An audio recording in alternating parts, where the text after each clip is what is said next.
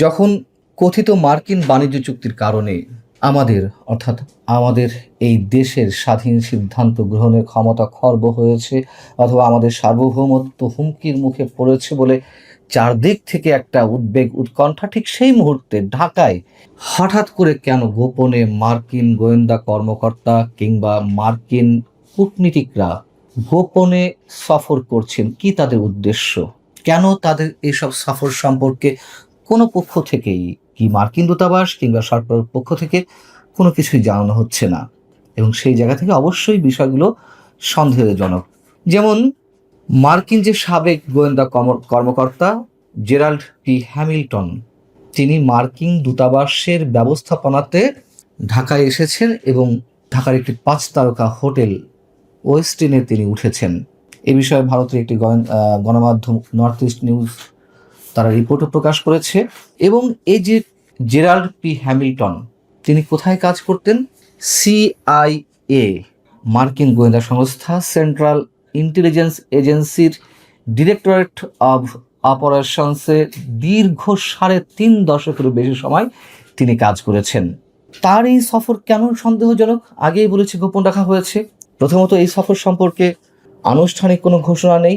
দ্বিতীয়ত, এই ব্যক্তি সিআইএর যে গোপন কার্যক্রম, ক্ল্যান্ডেস্টাইন সার্ভিসে দীর্ঘদিন তিনি চাকরি করেছেন এবং সিআইএর সর্বোচ্চ সম্মাননাগুলো অর্জন করে তিনি অবসরে যান।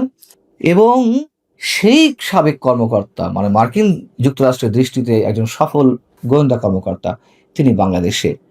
সিআইএর ডিরেক্টরেট অব অপারেশনসের কাজ কি? বিদেশে গোয়েন্দা তথ্য সংগ্রহ, গোপন অভিযান পরিচালনা এবং বিদেশি গোয়েন্দা নিয়োগ এবং পরিচালনার দায়িত্ব পালন করে থাকে। আর যে 3 মার্কিন কূটনীতিকের কথা বললাম, তাদের বিষয়েও এ পর্যন্ত কোনো গণমাধ্যমে কোনো রিপোর্ট প্রকাশ হয়নি ঠিকই, তবে আমার যে ব্যক্তিগত সোর্স, বিশ্বস্ত সোর্স, তারা জানাচ্ছে যে তারা 31শে জুলাই পর্যন্ত ঢাকায় অবস্থান করবেন।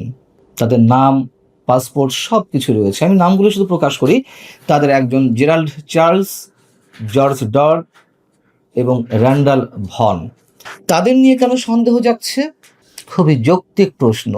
তারা ডিপ্লোম্যাটিক পাসপোর্ট নিয়ে বাংলাদেশে প্রবেশ করেছেন। খুব স্বাভাবিকভাবে যারা ডিপ্লোম্যাটিক পাসপোর্ট নিয়ে নিজ দেশ থেকে অন্য দেশে যান, সেই দেশের সরকার কিংবা সেই দেশের ওই নাগরিকদের দূতাবাস তারা তারা খুব স্বাভাবিকভাবে প্রকাশ্যে নিয়ে আসেন বিষয়গুলো, এবং তারা কোথায় বৈঠক করবেন, কী উদ্দেশ্যে এসেছেন, তাদের যেই কর্মসূচি, সেগুলো সম্বন্ধে অন্তত সরকার না হোক, সংশ্লিষ্ট রাষ্ট্রের দূতাবাস তারা বিষয়গুলো তুলে ধরে এবং এটি স্বাভাবিক নিয়ম।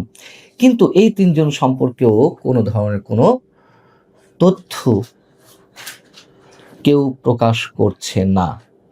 নর্থ ইস্ট নিউজ তারা দাবি করছে যে জেরাল্ড পি হ্যামিল্টন সিআইএর সাবেক কর্মকর্তা, তিনি ওয়েস্টার্নে উঠেছেন এবং এই সফর নিয়ে, মানে তার এই সফরে আসলে কোনো ধরনের সরকারি আলোচনা, নিরাপত্তা সহযোগিতা কিংবা ব্যক্তিগত কোনো কার্যক্রম আছে কিনা, বা অন্য কারোর সাথে কোনো ধরনের কর্মসূচিতে যোগ দেবেন কিনা, সেসব বিষয়ে কিছুই উল্লেখ করা হয়নি, কোনো ধরনের ইঙ্গিতও পাওয়া যায়নি।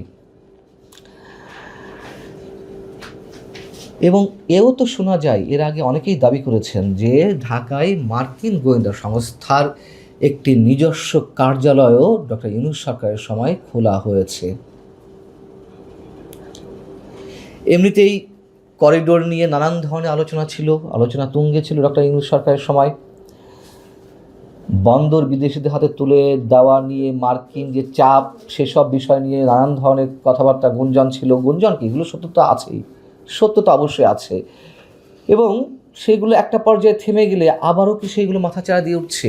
এবং প্রথমেই যে বললাম যে মার্কিন যে কথিত বাণিজ্য চুক্তি, সেই চুক্তিতে আমাদের যে সার্বভৌমত্ব হুমকির মুখে পড়েছে, সেটি নিয়েও নতুন করে কোনো তৎপরতা আছে কিনা। এবং একই সাথে মনে করিয়ে দিতে চাই যে চীনের পক্ষ থেকে যে ধরনের দাবি করা হচ্ছে, বা আমাদের প্রধানমন্ত্রী চীন সফর, তার মধ্য দিয়ে চীনের সাথে আমাদের যে বন্ধুত্ব অনন্য মাত্রায় নিয়ে যাওয়ার কথাবার্তা চলছে, সেই জায়গাগুলোতে বিশেষ কোনো উদ্দেশ্যে এই মার্কিন সাবেক গোয়েন্দা কর্মকর্তা কিংবা মার্কিন কূটনীতিকরা ঢাকায় এসেছেন কিনা, অথবা যদি আরও স্পষ্ট করে বলি, ডিপ স্টেটের খেলা তো এখনও পর্যন্ত থামেনি, এটি স্পষ্ট অনেকের কাছে।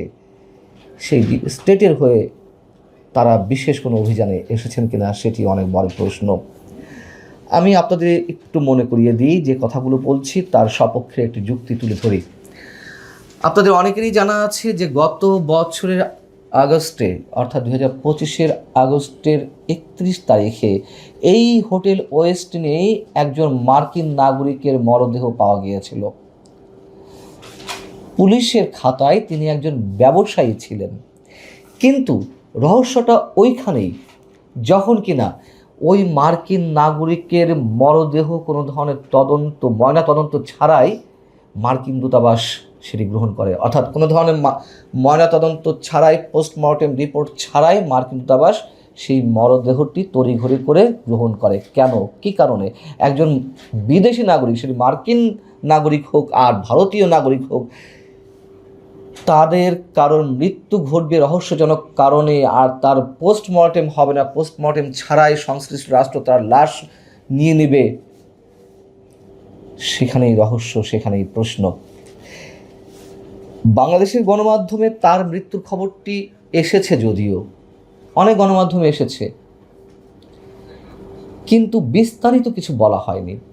ভারতীয় একটি গণমাধ্যম বা বেশ কয়েকটি গণমাধ্যম ওই সময় রিপোর্ট করেছিল যে ওই মার্কিন নাগরিক আরভেল জ্যাকসন নামে ওই মার্কিন নাগরিক, তিনি ছিলেন আমেরিকান স্পেশাল ফোর্সের সিনিয়র কর্মকর্তা।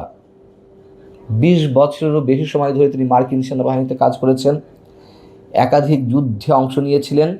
আর্মি ন্যাশনাল গার্ডে 3 বছর কাজ করার পর 2006 সালে তিনি মার্কিন সেনাবাহিনীতে যোগ দেন এবং 2024 সালে তিনি 6 বার বাংলাদেশে আসেন এবং আমাদের পুলিশের খাতায় শুধুমাত্র ছিল তিনি ব্যবসায়িক কর্মকাণ্ডে বাংলাদেশে এসেছেন। যদি তাই হয়ে থাকে, সেই প্রশ্নটি আবারও তুলতে হয় যে কেন পোস্টমর্টেম ছাড়া তার মরদেহ মার্কিন দূতাবাস গ্রহণ করলো, কোথায় তাদের দুর্বলতা ছিল, এবং আমাদের সংশ্লিষ্ট রাষ্ট্র বা সরকারও বা কেন তা নিয়ে কোনো প্রশ্ন তুলল না। মার্কিন গোয়েন্দা কর্মকর্তারা হোক বা মার্কিন ডিপ্লোম্যাটরা হন, যখন কোনো কিছু গোপন করা হবে তাদের সফর নিয়ে, খুব স্বাভাবিক মানুষের মধ্যে প্রশ্ন জাগবেই, নানান ধরনের গুঞ্জনের ডালপালা ছড়াবে, গুঞ্জন থেকে গুজবও ছড়াতে পারে।